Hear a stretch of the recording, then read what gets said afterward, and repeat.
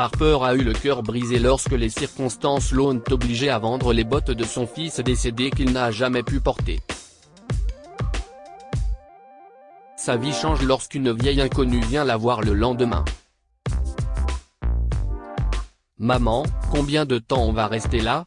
Emily, la plus jeune fille de Harper, a rompu le silence dans le cimetière. Elle et ses sœurs aînées, Chloé et Amy, avaient accompagné leur mère sur la tombe de leur petit frère Jack. Ce dernier avait perdu sa bataille contre la pneumonie il y a 6 mois. Harper semble n'avoir connu que le chagrin. D'abord, elle a perdu son mari, Sean, quelques mois après la naissance de Jack, il y a 5 ans. Puis elle a perdu Jack.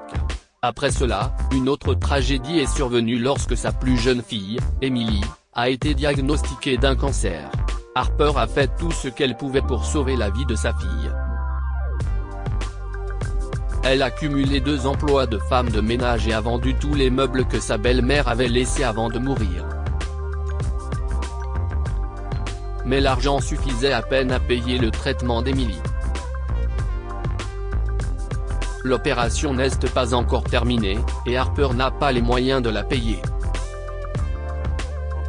Elle a emprunté de l'argent à ses amis tandis que ses versements mensuels de sécurité sociale sont entièrement utilisés pour les services publics. Les difficultés auxquelles Harper est confrontée quotidiennement semblent ne pas avoir de fin. À un moment donné, elle a décidé de vendre tous ses meubles, les objets anciens et même les vêtements de Jack au marché aux puces.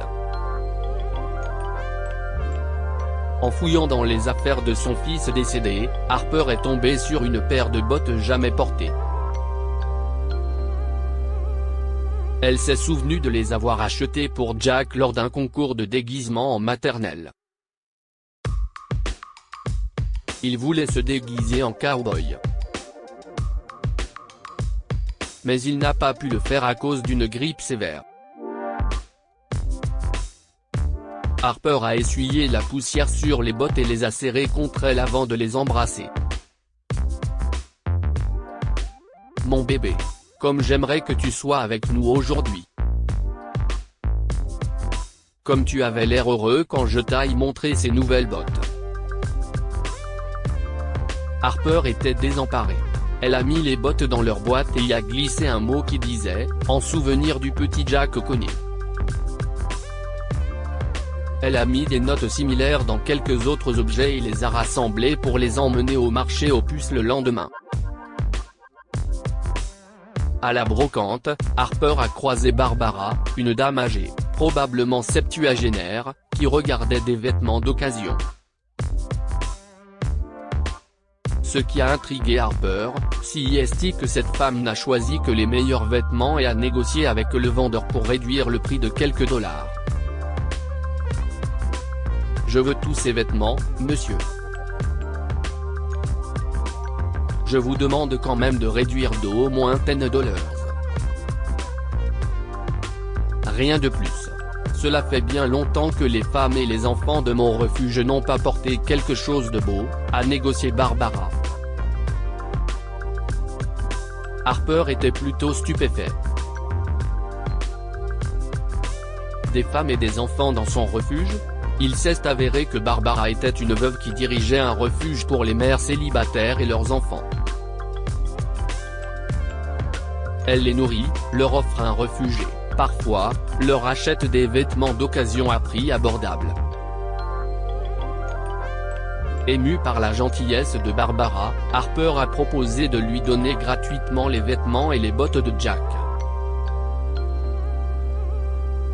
« Vous êtes sûr de vouloir les donner gratuitement, ma chère ?» a demandé Barbara à Harper. « Et pourquoi vos yeux sont-ils si rouges? Est-ce que je peux vous aider ?» Harper a répondu que ce n'était que de la poussière et est partie en souriant. Elle pensait qu'elle ne se reverrait jamais, mais le lendemain, un fort signal sonore devant sa maison l'a fait sursauter. Mademoiselle Barbara. Que faites-vous ici ? S'exclama Harper quand elle a vu Barbara descendre de la voiture. Je suis juste passé vous voir, ma chère. Je ne saurais trop vous remercier pour votre aide précieuse, dit. J'ai trouvé les notes dans les objets que vous m'avez donnés. J'ai demandé votre adresse au vendeur du marché aux puces et il m'a dit que vous viviez ici. Vous ne voulez pas m'emmener à l'intérieur pour une tasse de café ? Harper était heureuse que Barbara vienne lui rendre visite.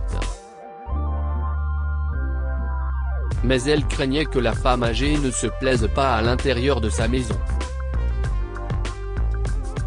Elle pensait que ces conditions de vie ne plairaient pas aux yeux d'une femme riche comme Barbara. Cependant, elle ne pouvait pas refuser la demande de la femme. Elle a conduit Barbara à l'intérieur de sa maison et s'est timidement tenue à l'écart tandis que son invité regardait autour d'elle, étonné. L'état de votre maison en dit long, ma chère. Vous voyez, parfois, ce n'est pas une mauvaise idée de demander de l'aide. Nous avons tous besoin de soutien à un moment ou à un autre, a dit Barbara. Lorsque mon mari est mort, j'étais veuve et sans défense. Je me suis retrouvée à m'occuper de notre petit garçon. Je me suis débattue pour m'en sortir. Ma vie de mère célibataire a été un véritable tour de montagne russe, ne me demandez pas. Mais j'ai cru en moi et j'ai fait de mes faiblesses mes plus grandes forces. Aujourd'hui, je peux aider toutes ces mères et tous ces enfants sans abri. Ils sont comme une famille pour moi. Les yeux de Harper ont été remplis de larmes, et elle n'est pas préparée à la façon dont la gentille femme âgée va bientôt changer sa vie.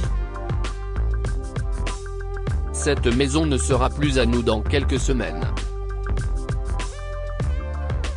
J'ai l'intention de la vendre pour l'opération de ma fille, a révélé Harper. Elle a ensuite raconté son histoire à Barbara, qui a proposé son aide.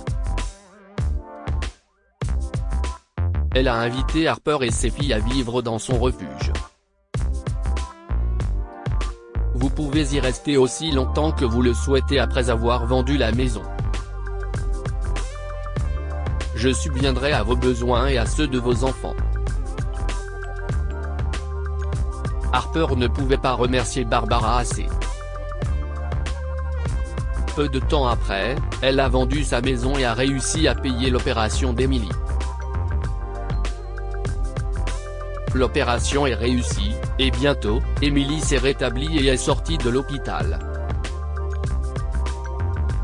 Harper et ses filles ont vécu dans le refuge de Barbara pendant 2 ans. Pendant cette période, Harper a travaillé dans un restaurant appartenant à Matthew, le fils de Barbara.